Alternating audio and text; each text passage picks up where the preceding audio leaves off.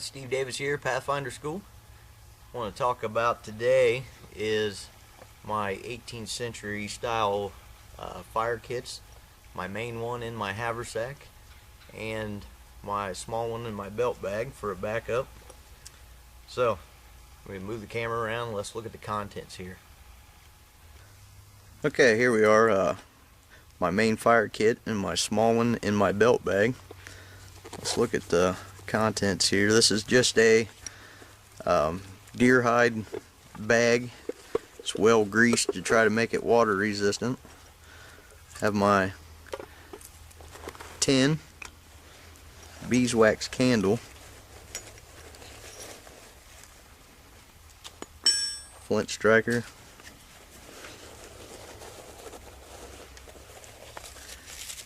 flint, then some stuff I picked up along the way,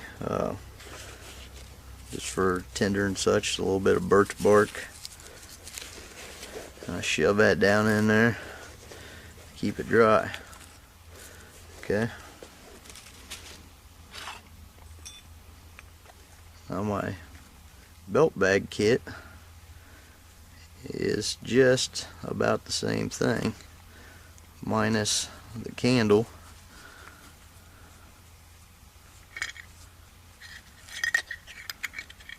I got a flint, small tinder tin, striker. The camera's upside down here. Striker. In the bottom of there, just some different tinders and stuff.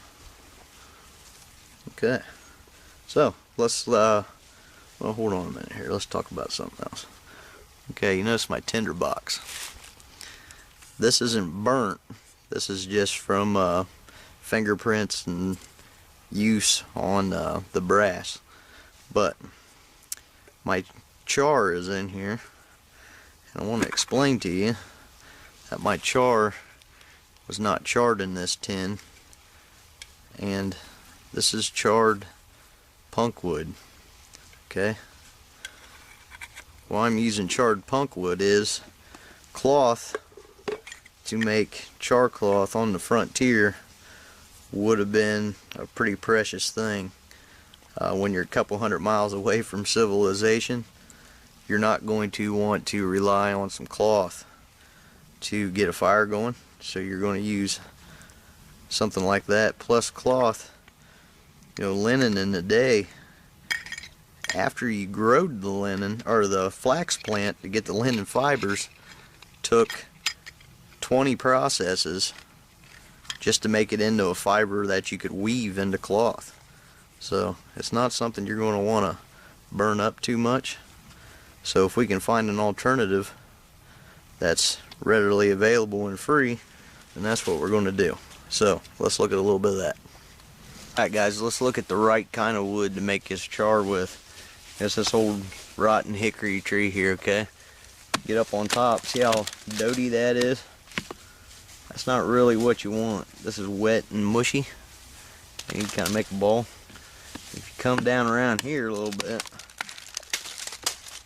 now it starts to make kind of solid and, you know, on the verge of rotten, I guess. That's the stuff you want.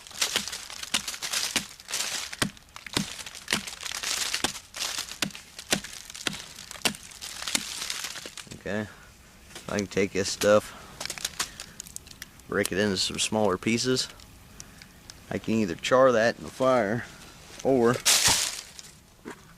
I can just add that stuff to my char tin here. I'll add it in, and as the rest of this stuff that's already charred, I use it, it will char the rest of this fresh stuff here. Okay, you always got to be adding to your tinder box, or you know, you're going to run out of tinder. But you don't want to put anything that's wet in that tinder box, or you're going to get the rest of your char wet. So there's one way we can char this punk wood, and that's the kind of stuff you want. to use for it. So let's look at another way we can do it. Alright guys, let's look at making this char material without using a container. I got a little fire here I let burn down the coals, okay? Dug a little hole out here where it's dry. I can take that char material and put it in that hole, okay, as much as you want, as big a hole as you want, and cover that up with some white ashes and stuff there, some dry dirt. Then I can just take my coals and rake them on top of that stuff there. Then what we're doing is we're charring that material without any oxygen getting to it, so it doesn't burn up, because the ashes and a little bit of dirt there got it choked out. The other thing we can do is just take some of this stuff here. See, this is, you know, black, burnt. Just rake that out over here to the side. Let that cool down, and we'll just use this for charred material. And then we got our starter here, so we can put it in our tin and keep adding to it. And then unless something happens to our tin or it gets wet, you know, we don't have to start over again. Dig our tinder out here, our char touch wood here, out from under the dirt.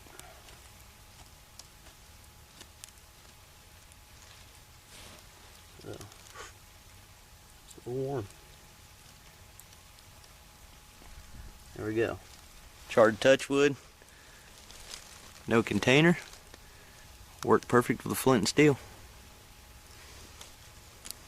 Okay, first method here we're going to look at is the standard char cloth. Okay, this stuff lights really easy. The way I like to do it is take my flint, lay my char cloth on there just back from the edge, then strike my flint. You see one strike, you got burning char cloth, okay? Pretty easy, but like I said, cloth would have been a pretty precious commodity. So let's look at our tin here. Okay, there's pieces of cattail. This is some punk wood. What we're going to do, this is how I do it. I'm not saying this is the only method, but I like to put my steel on top of the tin, or in the tin I guess, to hold it down.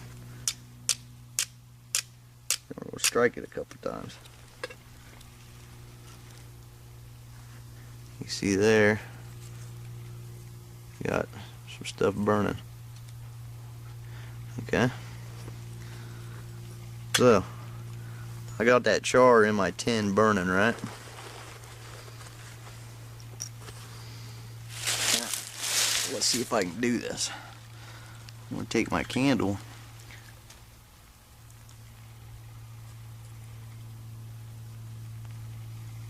melt some wax on there.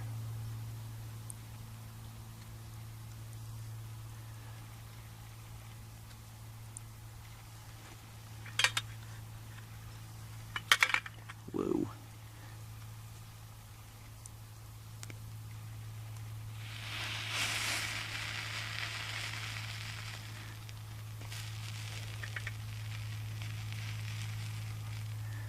My objects to catch the wax on fire.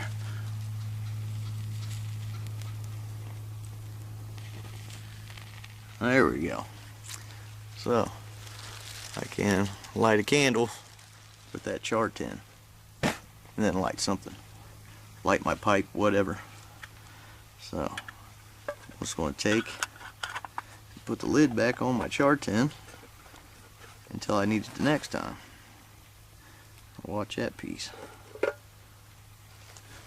Okay, so there's lighting a candle, lighting the punk wood in the tin, and then lighting char cloth. All pretty. Okay, let's look at another way to light char with flint and steel. The ignition system on my flintlock is a flint and steel set. Okay, I'm going to take and remove the priming powder from the pan. I'm going to insert a green stick into the vent hole, plug in the vent. I don't want the gun to go off, okay? I'm going to take my char, put it under that stick. That stick's going to kind of help hold it in there so it doesn't go flying. Okay, plus I got this leather to catch it. I'm going to shut the hammer, come to full cock, strike. As you can see,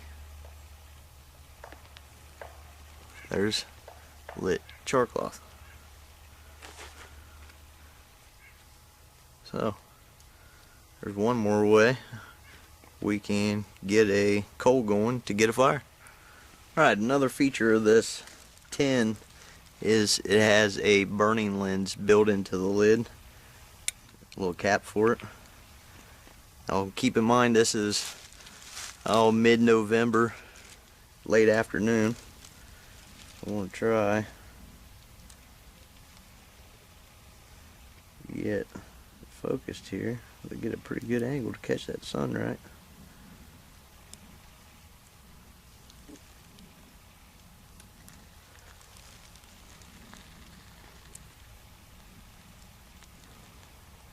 So there we go.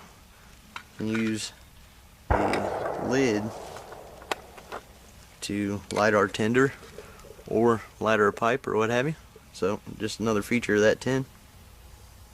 Okay, I got a marginal tinder bundle here. It's not too bad, but it's not too good either. Let's look at the advantage of this charred punk wood coal over a piece of tinder cloth, okay, or char cloth. This coal, I can get it a lot bigger, and it'll be a lot hotter, and it'll help me get this marginal tinder lit. So I'm just going to put that in the middle of my tinder bundle there.